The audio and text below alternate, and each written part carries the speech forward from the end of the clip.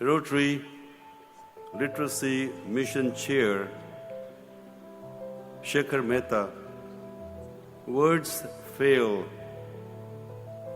to commend the remarkable heights that you have given to literacy in the country and in the region.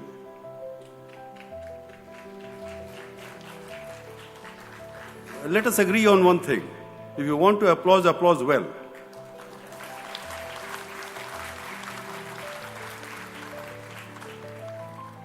And true to his name, he has shaken the conscience, the Rotarians of the country, to the need of literacy as the founding pillar for the development not only of the children but of the country.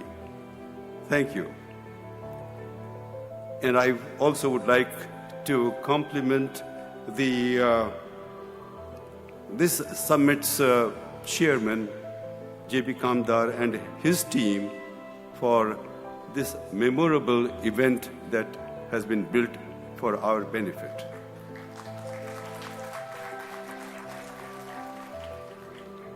President John, convener and director Manoj, senior leaders, members of the Rotary family, Chair Session Kamal, all my colleagues on the panel, distinguished guests. To welcome the new year, every wintry cold night of 31st December, Usha and I go out to distribute blankets to the poor people without or with little cover, sleeping in the corridors of our so-called planned city beautiful Chandigarh. This December, we wanted to reach out more to the children living in the slums. Believe it, that in Chandigarh also there exist slums. So out of thousands of huts, we randomly selected a small patch of about 30 huts. Usha and I, with 150 blankets, reached this place at around 9 o'clock in the night. It was all dark, and there has been no electricity, no water connection either. As we entered the first hut, we saw 6 children from the age 1 to 10, all hungry and braving the cold without any woolens or shoes, shivering. And the lady inside was cooking something on a mud chulla. Usha asked her what she was cooking and why so late. And she said, after my daily work, I go and collect some firewood for cooking, and now I am just boiling some rice with salt, as there is no money for lentils, vegetables, or spices. When questioned if any of the children are going to school, she said, no school. No school would take them, as they don't have Janam Patri, referring to the birth certificate. She went to the other huts. We went to other huts, and it was the same story everywhere. What naked poverty. These children are nowhere in any lists. So what happens to them? What is their future? Very, very disturbed and grabbing with these questions, we returned home. Then I recollected my visit to Snehalaya, a government center which houses the single parent or dropout children, where Rotary is running its Asha Kiran project. I was told the survey is complete, mapping has been done, and gradually all the children in and around Chandigarh will be covered under the education system. Some ray of hope, perhaps, and also challenge to me personally. Let me change the scenario. Some years back, I was visiting my birth city, Kolkata, under a Rotary project. Visited a school where Rotary was providing lunch consisting of a banana, 2 pieces of bread, and a nutritious snack. And as I was going around the school, there was some commotion because a girl had fainted. I was told that before she comes to the school, she has to take care of her siblings and help her mother with the household work and be ready to come to school early morning, where she hopes to get the first meal of the day, the lunch provided by Rotary. She had fainted. Why? Because she was too weak, hungry, and exhausted. I don't know what is the situation with regard to the meals, midday meals in Kolkata now. But in the vicinity of my own city, which is said to be the granary of the country, the government schools receive the money for arranging a midday meal. You can't believe what amount. Rupees 1.40. 1.40. Roughly about 3 American cents. And this includes this includes the food material, the fuel, and the payment to the staff for cooking the meal. Usha was there recently, and when she looked at the so-called lunch, she could hardly control her anguish. We think of child development in context of literacy and education. Can we achieve this for hungry bellies?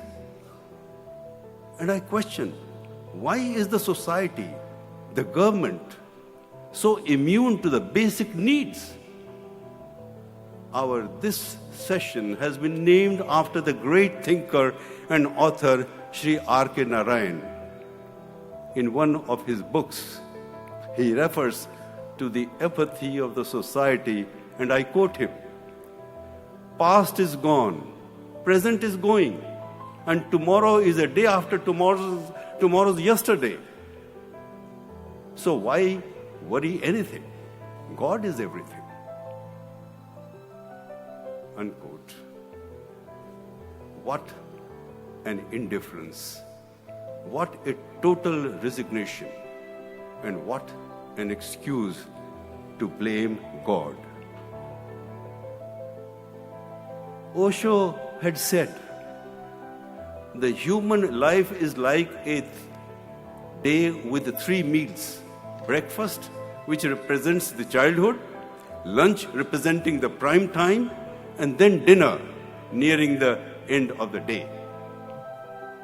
Our country, our society, is full of children who are missing their childhood, missing the breakfast.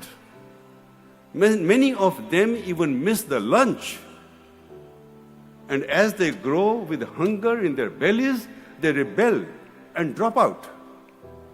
And they are the ones we call the dirt of the society because their rebellious attitude fights the society and the system. Is there any hope for them? And with that, is there any hope for any society? Ladies and gentlemen, I think yes, there is hope. Let us see a brief video on the missing children.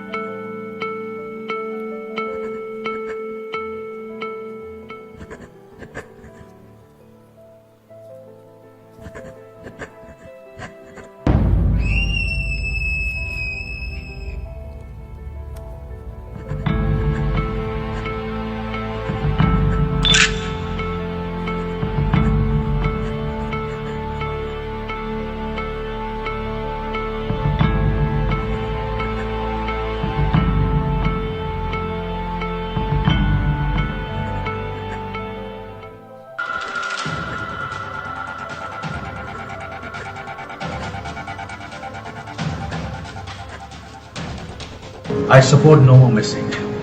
Take a picture, save a life. I support no more missing. All you have to do is take a picture and save a life.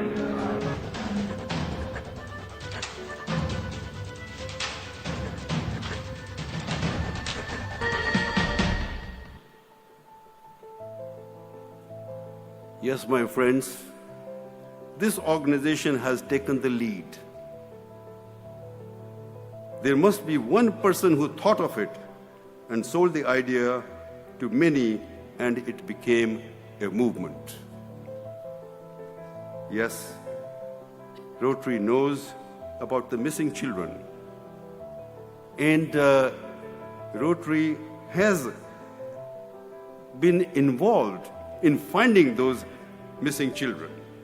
Rotary took the massive program of polio eradication.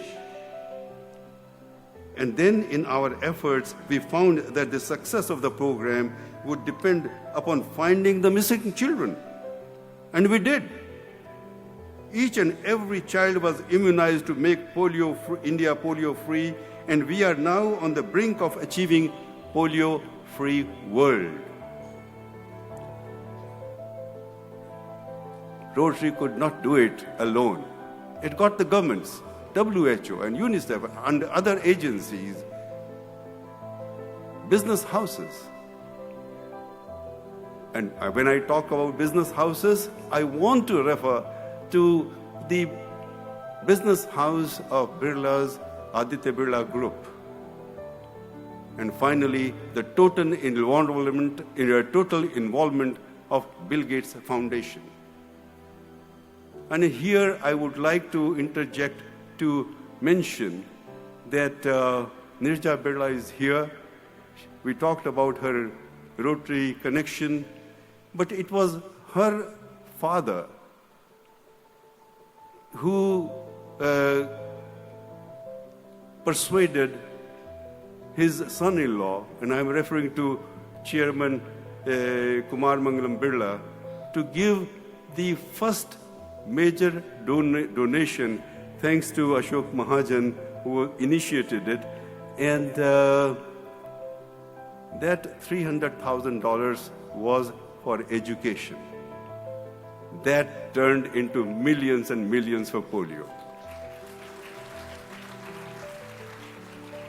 I come back to what I was saying. I see hope for this program of child development, education, and literacy, as I see people like Mrs. Nirja Birla, Mrs. Vandana Singh, and Mrs. Leena Kejriwal. In their words, they spoke today. We respect and recognize their commitment, their compassion, love for this cause. So friends, we are not alone. Remembering Mother Teresa's words, what we do, we may be just a drop in the ocean, but without that drop, the ocean will be incomplete.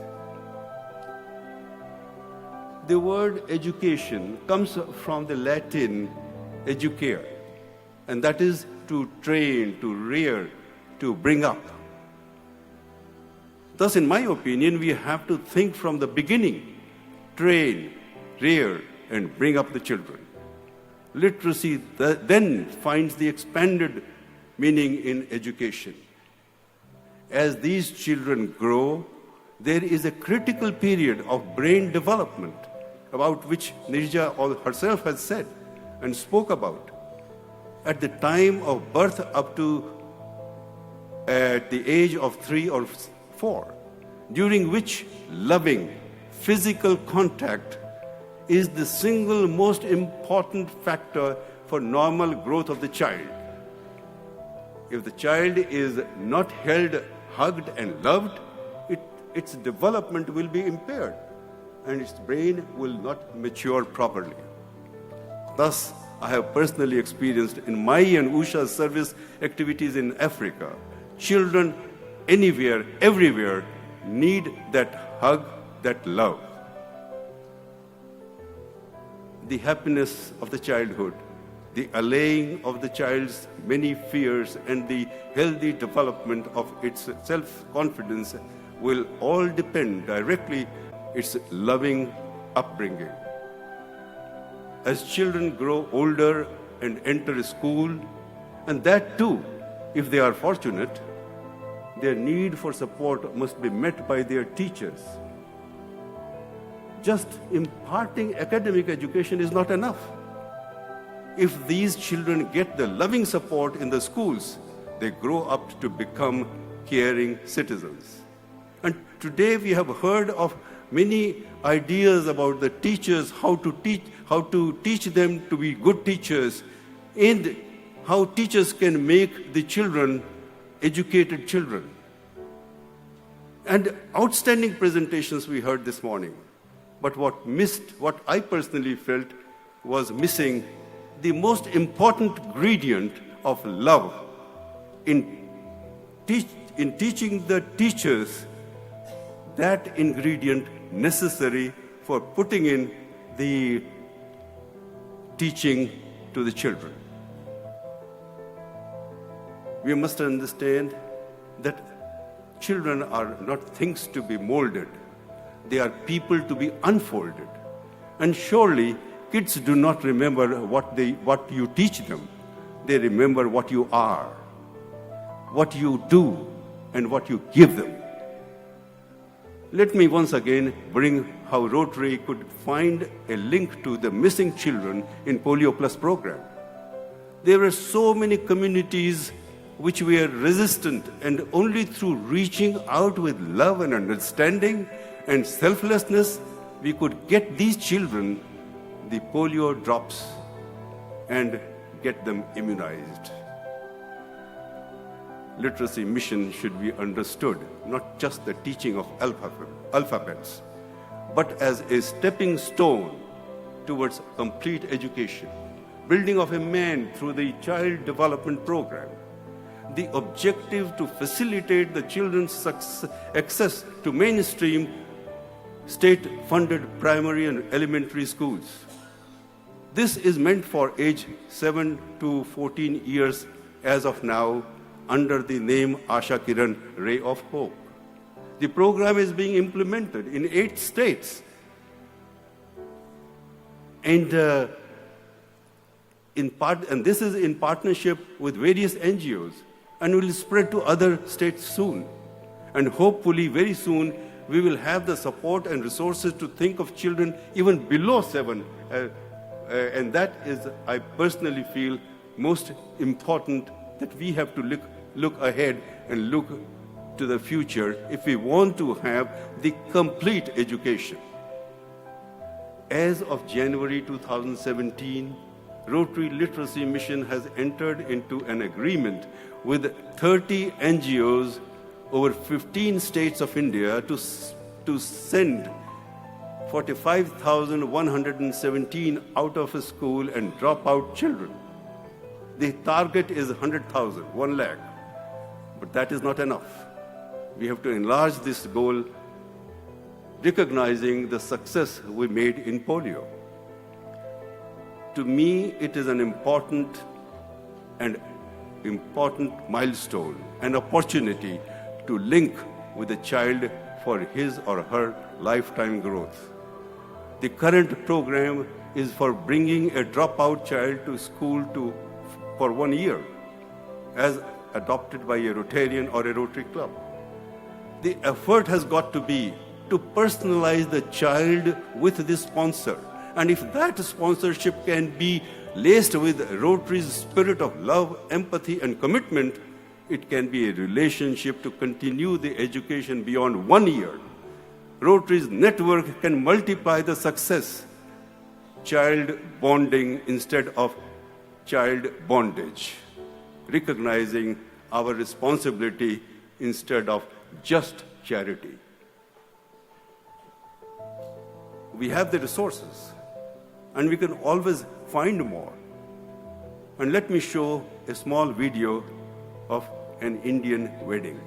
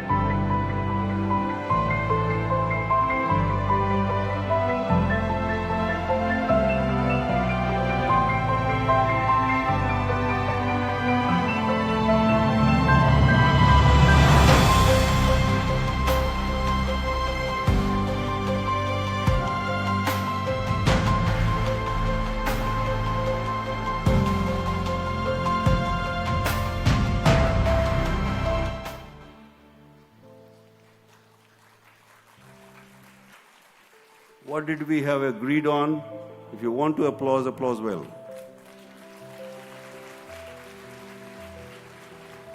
Because there are people, we just have to find them. But before that, set out our own examples. We all have birthdays, our own birthdays, our children's birthdays, weddings in the family. There will be abundant resources and Rotary will play its part fully and successfully.